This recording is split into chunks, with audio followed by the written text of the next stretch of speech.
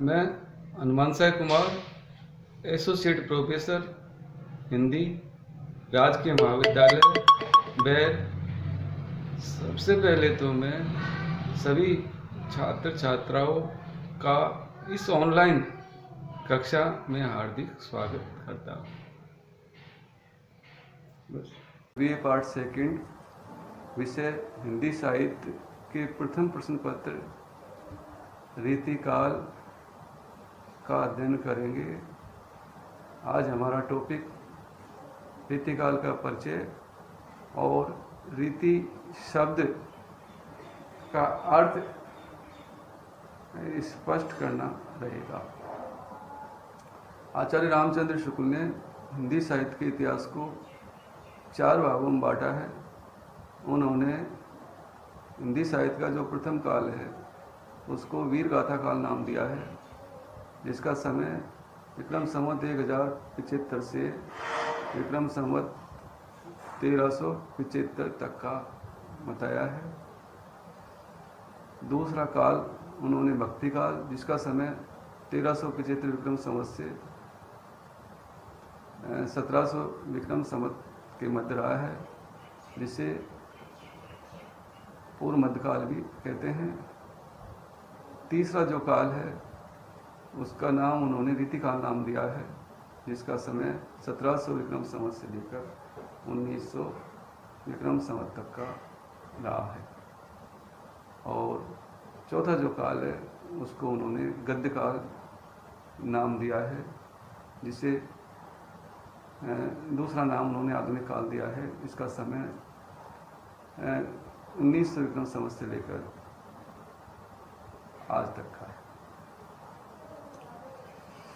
ये रीतिकाल का जो समय है वो आचार्य रामचंद्र शुक्ल के अनुसार 1700 विक्रम संवत से लेकर 1900 विक्रम संवत तक का रहा है। अधिकतर विद्वान 17वीं शताब्दी के मध्य से 19वीं शताब्दी के मध्य तक मानते हैं। भक्ति काल के समाप्त होते न होते उसकी अंत्य सलीला से हिंदी साहित्य में एक नवीन सरणी का आरंभ हुआ है, जिसका समय सामान्यतः विक्रम संवत 1700 के आसपास माना जाता है। इस नवीन युग को उत्तर मध्यकाल अथवा रीतिकाल भी कहा जाता है। हिंदी साहित्य के आदिकाल में जहाँ साहित्यिक गतिविधियों का वैविध्य रहा है, वहाँ भक्ति काल में पारलौकिकता और अध्यात्म समन्वित जाति भावना का प्राधान्य रहा है। इधर रीतिकाल में इस प्रकार का कोई भाव कहीं दिखाई नहीं देता। यहाँ यद्यपि लौकिक एवं भौतिक भावनाओं का प्राधान्य रहा है, फिर भी उन सब में व्यक्तिकता या लोक तत्व को प्रशय पूर्ण रूप से नहीं मिल सका। इसका मुख्य कारण ये था कि राजनीतिक दास्ता के साथ साथ कवियों, कलाकारों की पराश्रितता की भावना समय चक्र ने आदिकाल के समान कवियों को एक बार फिर राज दरबारों में ला छोड़ा था, और पराश्रितता जैसी भावनाओं ने ही दरबारी वातावरण में पलने और पनपने वाले साहित्य एवं साहित्यकारों को अपने आवरण से बाहर नहीं निकलने दिया, क्योंकि ये कवि राज दरबारों में रहते थे और राज आदेश के अनुसार ही कविता करते थे, काव्य रचते थे। अतः ये चाहते हुए भी जन सामान्य का वर्णन अपने काव्य में नहीं कर पाए, लेकिन राज दरबार में अपनी स्थिति जमाए रखने के लिए रीति युगीन कवि सैद्धांतिक विवेचनों के फेर में अधिक पड़े रहे।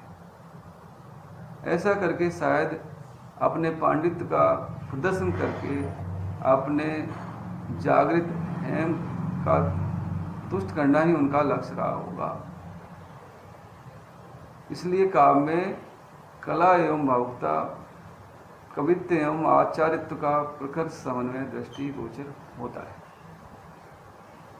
विद्वानों ने रीतिकाल के साहित्य को राज परिवार का साहित्य माना है, जनपद का नहीं, क्योंकि जनजीवन तो निश्चय ही रीतिविहीन साहित्य से असंपृक्त रहा है। जनजीवन से क्या हो रहा है, इससे उस काव्य में कोई वर्णन नहीं मिलता है या उनकी कोई जानकारी नहीं मिलती है। केवल राज दरबार में क्या हो रहा है उसी का इन्होंने वर्णन किया है। ईसु का साहित्य सृजन अभिजात संस्कृति की छत्र छाया हुआ था और उसी का ये कुल मिलाकर प्रतिबिंब करता है। इस युग को विलासिता का युग भी कहा जाता है। इसमें ऐहिकता का वर्णन अधिक किया है।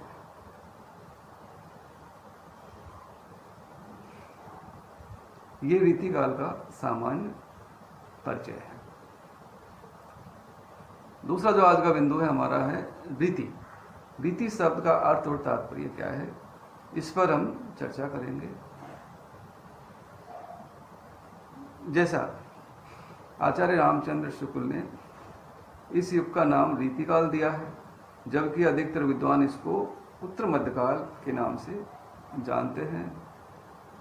उनका ये मानना है कि रीति एक तरह की एक काव्य रचना की प्रणाली थी या एक मार्ग था जो उस युग में चल रहा था। इसलिए उन्होंने रीति शब्द को व्यापक अर्थ में लिया है और इसमें जितने भी काव्यांग है वो सब इसके अंतर्गत आ जाते हैं।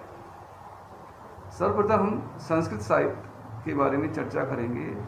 संस्कृत साहित्य में रीति के प्रवर्तक आचार्य वामन ने रीति को विशिष्ट पद रचना कहा है। विशिष्टा पद रचना रीति है और पद रचना के वैशिष्ट की विभिन्न गुणों के संश्लेषण पर आश्रित माना है।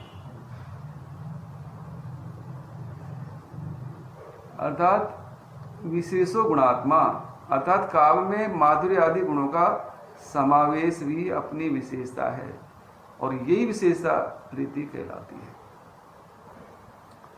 इसका अर्थ ये हुआ कि विशिष्ट पद रचना अर्थात वैदर्भी, गौड़ी और पांचाली जैसी रीतियों के आधार पर पद की रचना हो और उसमें गुणों का विशेष महत्व हो,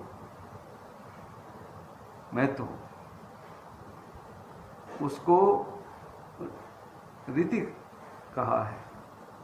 दूसरे शब्दों में वामन के अनुसार गुण संपन्न रचना रीति है और ये काव्य की आत्मा है। रीतिरात्मा काव्य से, अर्थात काव्य की आत्मा रीति है। गुणों और वृत्तियों को ध्यान में रखकर पदों या वाक्यों की रचना के विशिष्ट विधान को आचार्य वामन ने रीति कहा है। शाब्दिक दृष्टि से रीति का अर्थ मार्ग, शैली, परंपरा, प्रणाली या पद्धति है। भर्तमुनि ने रीति के स्थान पर प्रवृत्ति नाम से अभिहित किया है। आचार्य दंडी ने मार्ग, कुंतक भोज आदि कवियों ने रीति का पर्याय मार्ग ही का उपयोग किया है। आनंद वर्धन ने कहा है कि रीति वह विधि है जिसके द्वारा काव्य के शरीर शब्द अर्थ में चारुता आती है। उक्त विवेचन से यह स्पष्ट होता है कि संस्कृत साहित्य में रीति शब्द का प्रयोग रचना के मार्ग या पद्धति विशेष के अर्थ में प्रयुक्त होता था, लेकिन हिंदी साहित्य में रीति शब्द का प्रयोग विशेष अर्थ में प्रयुक्त हुआ है, जो वामन के शास्त्रीय अर्थ से एकदम भिन्न और व्यापक है।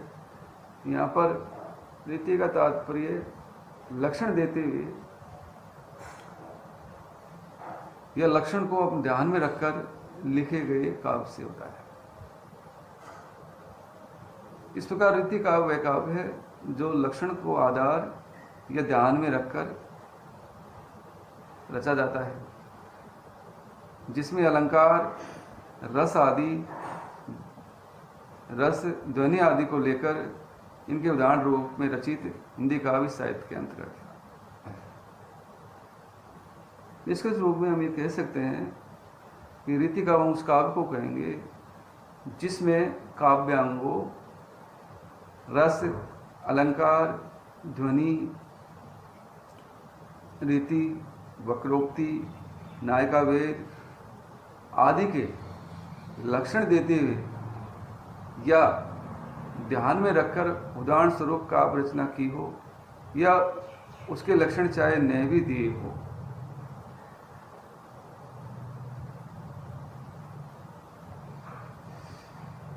संस्कृत की रीति संबंधी धारणा हिंदी काव्य शास्त्र के कुछ ही ग्रंथों में ग्रहण की गई है, परंतु रीति को काव्य की रचना की प्रणाली के रूप में ग्रहण करने की अपेक्षा प्रणाली के अनुसार काव्य रचना करना रीति का मान्य अर्थ हुआ।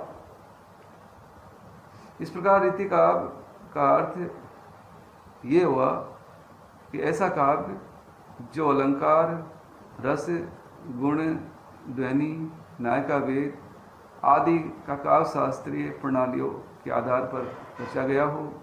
इनके लक्षणों के साथ साथ स्वतंत्र रूप से इनके आधार पर काव्य लिखने की पद्धति ही रीति नाम से प्रसिद्ध हुई, और ये पद्धति जिस काल में सर्व प्रमुख रही वह काल हिंदी साहित्य में रीति काल के नाम से प्रसिद्ध हुआ। आज हमने मूलतः रीति काल का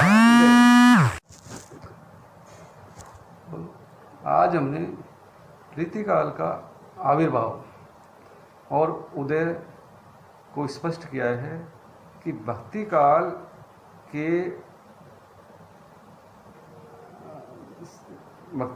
के समाप्त होते या न होते रीति काल का आरंभ हुआ, और वो एक तरह से काव्य में नई प्रणाली आई,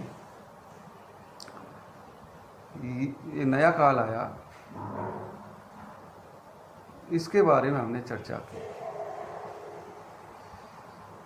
ये शाहजहाँ का काल था और विलासिता का युग था, और राजा महाराज बस अपने राज दरबार में संगीत और सुंदरी,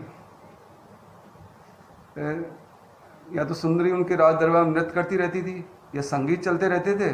बस दरबारी वातावरण था, सामंती वातावरण था, जैसा राजा चाहता था उसी तरह का काव्य कवि रचते थे। उनके दरबारों में ही कवि रहते थे। राजा की रुचि और अरुचि को ध्यान में रखते हुए वो काव्य रचना करते थे। जन सामान्य से क्या कुछ हो रहा है, क्या कुछ गुजर रहा है, इससे उन कवियों को कोई लेना देना नहीं था। जैसा राजा चाहता था वैसे ही वो काव्य रचना रच रहे थे। यद्यपि वो जैसे बताया गया कि अपने हेम को तुष्ट करने के लिए वो काव्य शास्त्रीय जो अंग है उनका वो निरूपण करते थे, जिनमें अलंकार है, रस है, या रीति है, या ध्वनि है, या वक्रोक्ति है, या नायिका वेद है आदि का भी उन्होंने वर्णन किया और उदाहरण रूप में अपनी कविता प्रस्तुत की। कई बार वो लक्षणों को ध्यान रखते थे, कई बार उनके लक्षण भी देते थे और कविता करते थे। इस तरह की हिंदी साहित्य में एक नई प्रणाली विकसित हुई जो बाद में रीति काल के नाम से प्रसिद्ध हुई। रीति शब्द का अर्थ पर भी हमने आज चर्चा की है, व्यापक चर्चा की है। संस्कृत साहित्य में रीति काव्य रचने की एक प्रणाली थी, एक पद्धति थी, ये एक मार्ग था। लेकिन हिंदी साहित्य में इसका जो अर्थ है और भी व्यापक हो गया। हिंदी साहित्य में काव्य रचने का एक पद्धति इसको बताई गई है, एक धारा थी कि इस तरह काव्य रचा जाए। तो संस्कृत साहित्य से इतर हिंदी साहित्य में रीति का अर्थ भिन्न और व्यापक है। इसमें बताया गया कि रीति काव्य वह काव्य है जिसमें काव्यांगों की चर्चा की गई है, जिसमें काव्यांगों की चर्चा की गई है और उदाहरण स्वरूप अपनी कविता रची जाती है। जबकि संस्कृत साहित्य में रीति काव्य की आत्मा है, विशिष्ट पद रचना रीति है, विशिष्ट गुणात्मा। जैसा आचार्य वामन ने कहा, भोज और कुंतक, आनंदवर्धन ने भी उन्हीं के मत का समर्थन किया। उन्होंने कहा शब्द और अर्थ में चारुता लाना ही रीति है। इस तरह आनंदवर्धन ने भी कहा है। लेकिन हिंदी साहित्य में इस तरह का वर्णन नहीं है। हिंदी साहित्य में काव्य रचने की एक प्रणाली थी और रीति का अर्थ आचार्य रामचंद्र शुक्ल ने व्यापक अर्थ में लिया है, जिसमें जितने भी काव्यांग वो सारे आ जाते हैं। और ये कवि अपने आप को आचार्य भी कहते थे, कवि और आचार्य दोनों थे। इन्होंने लक्षण ग्रंथ भी लिखे और स्वतंत्र रूप से इन्होंने काव्यांगों की चर्चा की और काव्य रचना भी की। इसलिए आज हम इन दोनों बिंदुओं पर हमने व्यापक चर्चा की। अगले अध्याय में इससे आगे इसका जो नामकरण है उस पर हम चर्चा करेंगे। धन्यवाद।